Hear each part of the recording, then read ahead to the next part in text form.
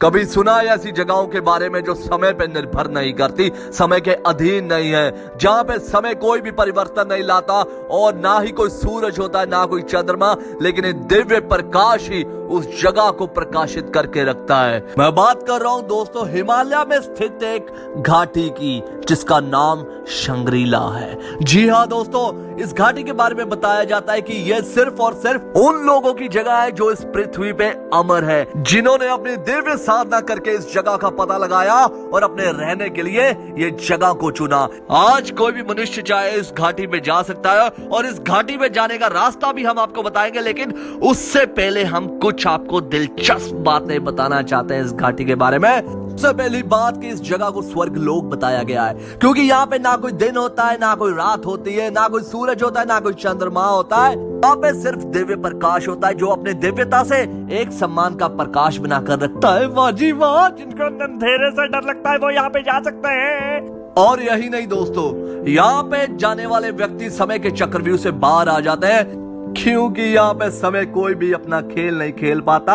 यहाँ पे कोई भी चीज समय के परिवर्तन के हिसाब से बदलती नहीं है दोस्तों। और यहाँ पे ऐसी सुंदर हवाएं और इतनी सुंदर कुदरत का निवास है कि देखने वाले की आंखें बस देखती ही रहती हैं। Oh my God! ये तो अभी ट्रेलर था दोस्तों, अभी और सुनिए।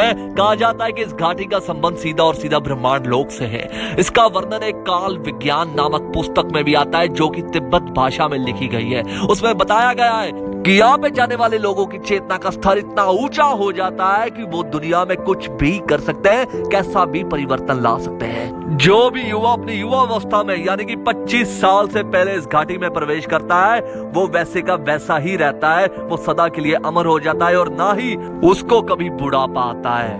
यही नहीं दोस्तों, कहा जाता है कि महाअवतार बाबा जी जिन्होंने गुरु आदि शंकराचार्य जी को ज्ञान दीक्षा दी थी, वो भी इसी घाटी में स्थित एक आश्रम में रहते हैं और जब भी उन्होंने जग कल्याण का कोई काम करना होता है तब वो इस घाटी से बाहर आते हैं और आकाश के मार्ग से होकर वो अपने भक्तों को दर्शन भी देते रहते हैं। यहाँ पे जाने के लिए बहुत से रास्तों के बारे में लोगों ने बताया है। सबसे पहले कई लोग कहते हैं कि यहाँ पे सूक्ष्म शरीर से ही जाया जाता है, यानी कि जो हमारी देह है, हमारी बॉडी है, इसके जरिए हम ये इस घाटी में प्रवेश नहीं कर सकते। हमें सिर्फ और सिर्फ अपने आत्मा के स्वरूप से ही यहाँ पे जाया जाएगा, यानी कि एस्ट्रल ट्रैवल ही हमें करना पड़ेगा। और दूसरा बहुत ही प्रसिद्ध तरीका जो कि सामने आया है वो ये है कि यहाँ पे हिमालय के पास एक मानसरोवर है जहाँ पे 21 दिन हमें तपस्या करनी होती है, मेडिटेशन करना होता है और 22वें दिन एक साधु हमारे पास आता है और वो इस घाटी में हमें लेकर जाता है। इस वीडियो को सुनने के बाद जिसका भी मन बन गया हो इस जगह पे जाने का, उसको मैं एक सरल सा रास्ता बताता हूँ कि घर बैठे